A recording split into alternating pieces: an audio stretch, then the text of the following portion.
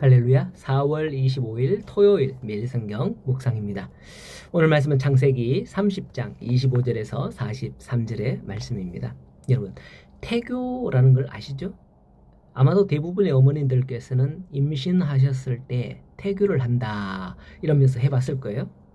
임신부가 보고 듣고 생각하는 모든 것이 태아의 성품과 건강에 영향을 미친다고 생각하기 때문에 태교를 합니다.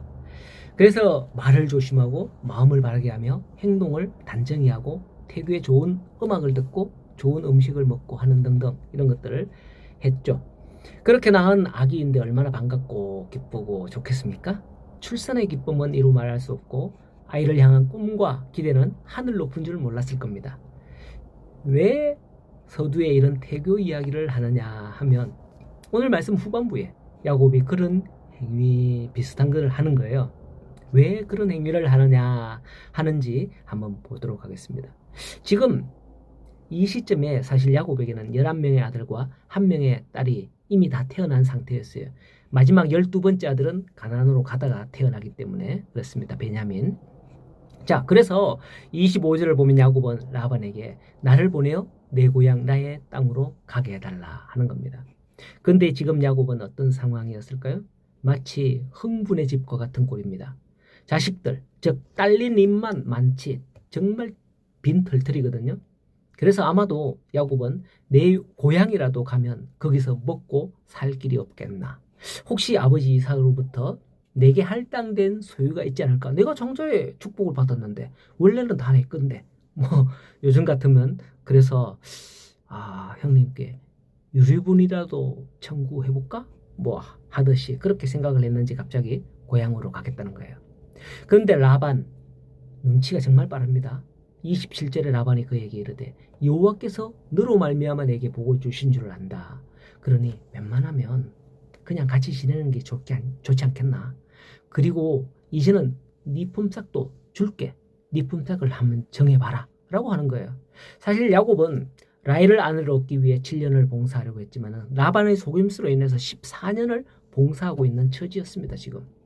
그러나 라헬로 인해 그걸 수일처럼 여기며 참았지만 앞장에서도 보면 라헬이 야곱에게 이르되 내게 자식을 낳게 하라. 그렇지 않으면 내가 죽겠노라 했고 그때 야곱은 말하기를 그들을 임신시키지 못하는 것이 하나님이시지 내가 하나님을 대신하겠냐 하면서 아마 대판 싸운 것 같아요. 이젠 야곱이 고향이 생각나는 거예요. 고향으로 돌아가겠노라 하면서 26절에 내가 외삼촌에게 일하고 얻은 처자를 내게 주어서 나로 가게 하소서 라고 했던 겁니다. 과거에는 그랬거든요. 종이 신명기인가? 거기도 나오는데 보면 종이 그 주인이 너 쟤와 결혼해 이렇게 결혼을 시키잖아요. 근데 나중에 이제 종으로 그 기한이 끝나서 나가야 되면 자식은 데리고 갈 수가 없어요. 그 주인 거예요. 그 종이 낳은 자식은. 예, 그렇게 되거든요. 그래서 아마 외삼촌에게 야곱이 자녀들, 자식들을 데리고 가도록 해달라 이렇게 하지 않겠나 그렇게 생각이 되어집니다. 근데 이때 라반은 결코 야곱을 보내줄 마음이 없는 겁니다. 웬만하면 나를 사랑스럽게 여겨 그대로 있으라. 그리고 이제부터 품삯도 줄게 라고 했던 거예요. 완전 종 취급을 한 거죠. 자, 이렇게 해서 야곱과 라반은 오케이 품삯을 정하게 됩니다. 흔히 우리가 생각하는 월급이나 연봉이 아니에요. 32절에 보면 양 중에서 아롱진 것과 점 있는 것, 얼룩한 것, 검은 것 이런 건 내 품삯이 되겠다라고 말하는 거예요. 양. 여러분 양을 보셨을 거예요. 양은 대체적으로 흰 눈처럼 양털처럼 뭐 이렇게 하얀색이거든요. 사실은. 근데 얼룩덜룩 검정 이런 거는 가치가 떨어지는 거예요. 그런데 야곱이 그걸 자기가 할게 이렇게 하는 거죠. 이것을 가만히 듣고 있던 라반은 무슨 생각을 했을까요? 예. 자, 이런 양들 중에서 그 양은 흰색 새끼를 낳는데 젖소처럼 아롱지고 점 있고 이런 것은 대체로 돌연변이로 태어날 확률이 있는 거거든요. 라반 다 알죠 그거. 이때 라반은 속으로 웃습니다. 야곱처럼 바보네 라고 말이죠. 그래서 라반은 속으로 쾌재를 부르면서 그렇게 하자 성낙을 했을 겁니다. 그런데 37절 이하를 보면 본격적으로 야곱이 품삯 챙기기에 돌입을 합니다. 버드나무와 살구나무와 신풍나무에 푸른 가지를 가지다가 껍질을 벗겨 흰 무늬를 내서 양들이 물을 먹고 교배를 하면서 새끼를 베는 그 순간에 그것들을 보면서 할 수 있도록 그 주변에 막 두른 거예요. 이건 마치 양을 위한 태교 아닌가 생각이 됩니다. 이런 생각이 들어요, 저는. 그래서 제가 서두에 인간의 태교 이야기를 했는데 야곱은 인간을 넘어 동물들에게도 태교를 시키는 최초의 동물 박사 아닌가? 이렇게 생각을 합니다. 그렇게 하니 양들이 새끼를 낳는데 39절 이하에서 보면 가지 앞에서 새끼를 뱀으로 얼룩얼룩한 것과 점 있고 아롱진 것이 낳았다. 아롱진 것을 낳았다. 라고 하는 거예요. 이로 말미암아 새끼만 낳으면 누구 거야 되는 거예요? 이제 야곱 것이 되는 거예요.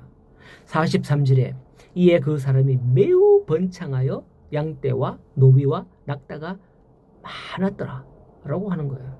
이것은 야곱이 속여서 빼앗은 것도 아니고 라반과 약속한 대가인 거. 그걸 받은 거예요. 사실 그렇게 한다고 양이 이렇게 아롱지고 얼룩하고 점 있는 게 태어날까요? 여러분들이 태교를 했다고 여러분들의 자녀가 천재성을 띠고 그렇던가요? 아니죠. 그런 거예요. 이것은 바로 하나님이 하셨다고 보는 게 맞습니다.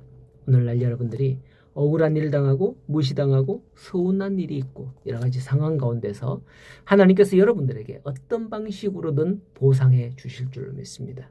그 사람과는 직접적으로 하지 못하더라도 하나님 이게 이렇게 되면 이렇게 되게 해주십시오 라고 기도하면서 나아갈 때에 여러분의 기도대로 응답하게 되실기를 간절히 소원합니다.